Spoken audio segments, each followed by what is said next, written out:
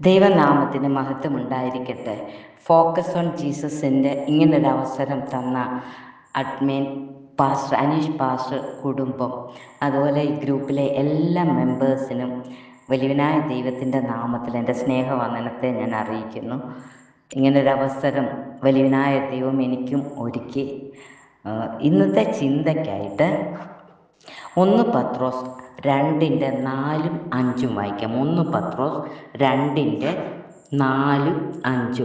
മനുഷ്യർ തള്ളിയതെങ്കിലും ദൈവസന്നിധി ശ്രേഷ്ഠവും മാന്യവുമായ ജീവനുള്ള കല്ലായ അവൻ്റെ അടുക്കൽ വന്നിട്ട് നിങ്ങളും ജീവനുള്ള കല്ലുകൾ എന്ന പോലെ ആത്മീയ ഗ്രഹമായി യേശുക്രിസ്തു മുഖാന്തരം ദൈവത്തിന് പ്രസാദമുള്ള ആത്മീയ യാഗം കഴിപ്പാൻ തക്ക വിശുദ്ധ പുരോഹിത വർഗമാകേണ്ടതിന് പണിയപ്പെടുന്നു. ദൈവമക്കളെ, ഈ കർത്താവ് നമ്മളെ വിളിച്ചത് എന്തിനാണെന്ന് ഈ വാക്യത്തിൽ വ്യക്തമാക്കുന്നുണ്ട്. കർത്താവ് എല്ലാവർക്കും ദയാലുവാണ്. ദയ ഉള്ളവൻ ആണെങ്കിലും മനുഷ്യർ കർത്താവിനെ തള്ളിക്കളഞ്ഞു. എന്നാൽ പിതാവായ ദൈവം ദൈവസന്നിധി ശ്രേഷ്ഠവും മാന്യവുമായ ജീവനുള്ള കല്ലാക്കി തീർത്തു. എന്തിനാണെന്ന് വെച്ചാൽ നമ്മളെയും ശ്രേഷ്ഠരാക്കാൻ, നമ്മളെയും മാന്യരാക്കാൻ. നാമും അതുപോലെ എന്ന് പറഞ്ഞാൽ ജീവനുള്ള കല്ലുകൾ എന്ന പോലെ ദൈവത്തിന് പ്രസാദമുള്ള വിശുദ്ധ പുരോഹിത വർഗമാകേണ്ടതിനാണ് നമ്മളെയും പണിതെടുത്തത്. അതിനാൽ കർത്താവിൻ്റെ ഹിതപ്രകാരം കർത്താവിന് പ്രസാദമുള്ളത് നമ്മൾ ചെയ്യണം. ദൈവത്തിന് എന്തുവാ പ്രസാദമുള്ളതെന്ന് വചനത്തിൽ തന്നെ പറയുന്നുണ്ട്. നിങ്ങളെ വിളിച്ചവൻ്റെ സൽഗുണങ്ങളെ ഘോഷിപ്പാൻ തക്കവണ്ണം തിരഞ്ഞെടുക്കപ്പെട്ട ഒരു ജാതിയും രാജകീയ പുരോഹിത വർഗവും വിശുദ്ധ വംശവും സ്വന്തം ജനവുമാകുന്നു.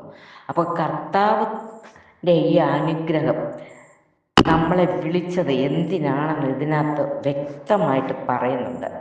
കർത്താവിനെ കുറിച്ച് മറ്റുള്ളവരോട് പറയണം. ദൈവം നമ്മോട് കാണിച്ച ദയ, സ്നേഹം, കരുതൽ, ഇതൊക്കെ ഓർത്ത് നമ്മുടെ ആദരം കൊണ്ട് കർത്താവിനെ സ്തുതിക്കണം. അതിനു വേണ്ടിയിട്ടാണ് നമ്മളെ വിളിച്ച് വേർതിരിച്ചത്, കർത്താവിൻ്റെ മക്കളാക്കി തീർത്തത്. അതുപോലെ നമ്മുടെ നമ്മുടെ നാവിനെ വേണ്ടാത്തതിനൊന്നും വിട്ടുകൊടുക്കരുത്. ദൈവത്തിൻ്റെ സന്നിധിയിൽ നമ്മുടെ വായ തുറന്നാൽ കർത്താവ് വചനങ്ങളാൽ നിറയ്ക്കും. ഹൃദയം നിറഞ്ഞ് കവിയുന്നതാണല്ലോ വായ പ്രസ്താവിക്കുന്നത്. നല്ലത് നമ്മുടെ ഹൃദയത്തിൽ നിറയ്ക്കാം, ശ്രേഷ്ഠമായത്, മാന്യമായത്. അതുപോലെ ഹൃദയത്തിൽ അങ്ങനെ ഇടവിടാതെ കർത്താവിനെ നമുക്ക് സ്തുതിക്കാൻ ഇടയാകണം ദൈവമക്കളെ. അതുപോലെ തന്നെ എബ്രായർ 13:16 വചനം പറയുന്നുണ്ട്. എബ്രായർ 13:16 നന്മ ചെയ്യുവാനും കൂട്ടായ്മ കാണിക്കാനും നമ്മൾ മറക്കരുത്. ഈ വക യാഗത്തിലല്ലോ ദൈവം പ്രസാദിക്കുന്നത് എന്ന് പറയുന്നുണ്ട്. കിട്ടുന്ന അവസരത്തിൽ മറ്റുള്ളവർക്ക് നന്മ ചെയ്യുവാനും ദൈവമക്കളും ഒന്നിച്ചുള്ള കൂട്ടായ്മ ആചരിക്കാനും നമ്മൾ മറക്കരുത്. അതുപോലെ അതിൻ്റെ 15-ാമത്തെ വാക്യത്തിൽ പറയുന്നുണ്ട്, അതുകൊണ്ട് അവൻ മുഖാന്തരം നാം ദൈവത്തിന് അവൻ്റെ നാമത്തെ ഏറ്റുപറയുന്ന അധരഫലമെന്ന സ്തോത്രയാഗം ഇടവിടാതെ അർപ്പിക്കണമെന്ന് വചനത്തിൽ പറയുന്നുണ്ട്. കർത്താവ് നമ്മളോട് കാണിച്ച ദയ നമ്മൾ വായ കൊണ്ട് ഏറ്റു പറയണം. മറ്റുള്ളവരോട് നമ്മൾ പറയണം. നമ്മൾ പറയുമ്പോഴല്ലേ അവർക്കറിയത്തുള്ളൂ കർത്താവ് എപ്രകാരം നമ്മളെ വിടുവിച്ചത്, എപ്രകാരമാണ് നമ്മളെ രക്ഷിച്ചത് എന്നുള്ളത്. നമ്മൾ ഏറ്റു പറയുമ്പോഴാണ് മറ്റുള്ളവർക്ക് അതൊരു ബലമായി തീരുന്നതും അവർ കർത്താവിനെ സ്തുതിപ്പാൻ ഇടയാകുന്നതും. അതുപോലെ തന്നെ റോമർ 12:1 വചനം പറയുന്നുണ്ട്, നിങ്ങൾ ബുദ്ധിയുള്ള ആരാധനയായി നിങ്ങളുടെ ശരീരങ്ങളെ ജീവനും വിശുദ്ധിയും ദൈവത്തിന് പ്രസാദമുള്ള യാഗമായിട്ട് സമർപ്പിപ്പീനെന്ന്. നാം ദൈവത്തിൻ്റെ മന്ദിരമാണ് ദൈവമക്കളെ. ആ മന്ദിരത്തിൽ അശുദ്ധി കയറാൻ നോട്ടത്തിൽ, ചിന്തയിൽ, വിചാരത്തിൽ, ഇടപാടിൽ, കൊടുക്കൽ വാങ്ങലിൽ, ഈ വകയിലൊന്നും അശുദ്ധി കയറുവാൻ നമ്മൾ അനുവദിക്കരുത്.